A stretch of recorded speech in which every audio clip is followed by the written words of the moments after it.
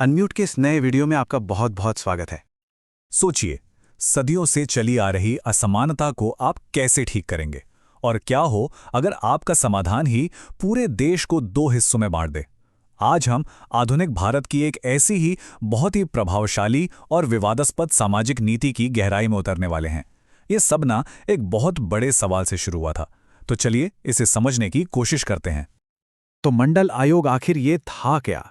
इसे समझने के लिए ना हमें पहले भारत की उस गहरी सामाजिक असमानता की जड़ तक जाना होगा, जिसे ठीक करने के लिए ही इसे बनाया गया था।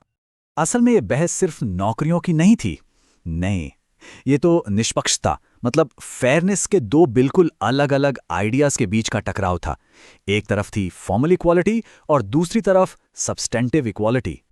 और ये जो पूरी पॉलिसी थी वो एक बहुत बड़े और अलग अलग समुदायों के समूह पर फोकस कर रही थी, जिन्हें हम जानते हैं अदर बैकवर्ड क्लासेस यानी ओबीसी के नाम से। तो सवाल ये उठता है कि सरकार ने इस बड़ी चुनौती का सामना किया कैसे?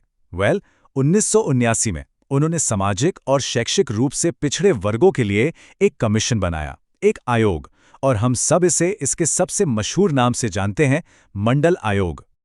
इस कमीशन ने कोई छोटा मोटा काम नहीं किया। उन्होंने 11 अलग अलग सोशल, एजुकेशनल और इकोनॉमिक इंडिकेटर्स पर बहुत गहरी रिसर्च की। 1980 में अपनी रिपोर्ट भी सौंप दी। लेकिन हैरानी की बात जानते हैं क्या है? इस रिपोर्ट पर करीब करीब 10 साल तक कोई एक्शन ही नहीं लिया गया, वो बस धूल खाती रही। जब रिपोर्ट आई तो उसमें एक चौंकाने वाला आंकड़ा था। कमीशन का अनुमान था कि ओबीसी भारत की कुल आबादी का 52% है। सोचिए, आधी से ज्यादा आबादी। अब इसी विशाल संख्या के आधार पर कमीशन ने अपनी सबसे बड़ी, सबसे ऐतिहासिक सिफारिश की, सरकारी नौकरियों और हायर एजुकेशन में ओबीसी के लिए 27% रिजर्वेशन। लेकिन एक मिनट, 27% ही क्यों? कोई और नंबर क्यों नहीं? इसके पीछे एक बहुत सोचा समझा गणित था।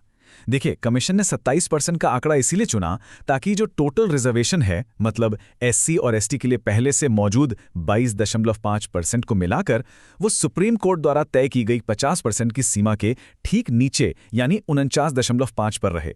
बड़ा स्मार्ट मूव था ये। जैसा मैंने बताया, 10 साल तक तो रिपोर्ट पर कुछ हुआ नहीं, वो बस पड़ी रहीं। फिर आया 7 अगस्त 1990 का दिन। प्रधानमंत्री वीपी सिंह की सरकार ने ऐलान कर दिया कि वो इसे लागू करने जा रहे हैं। और बस, इसके बाद जो हुआ वो एक धमाके जैसा था, तत्काल और विस्फोटक। इस ऐलान के साथ ही एक जबरदस्त आरक्षण विरोधी आंदोलन भड़क उठा। आग की तरह फैल गया ये, खासकर उत्तर भारत में। और फिर इन विरोध प्रदर्शनों ने एक बहुत ही दुखद मोड़ ले लिया। छात्रों के आत्मदाह की खबरें आने लगीं और ये तस्वीरें उस दौर की गहरी पीड़ा और देश में हो रहे विभाजन का एक दर्दनाक प्रतीक बन गई। हालात बहुत तेजी से बिगड़ने लगे। देश के कई हिस्से लगभग ठप पड़ गए थे और इस नीति के समर्थकों और विरोधियों के बीच की जो खाई थी ना, वो और भी ज्यादा गहरी होती चली गई। अब जब देश में तनाव अपने चरम पर था, तब ये पूरा मामला पहुंचा देश की सबसे बड़ी अदालत में, यानी सुप्रीम कोर्ट।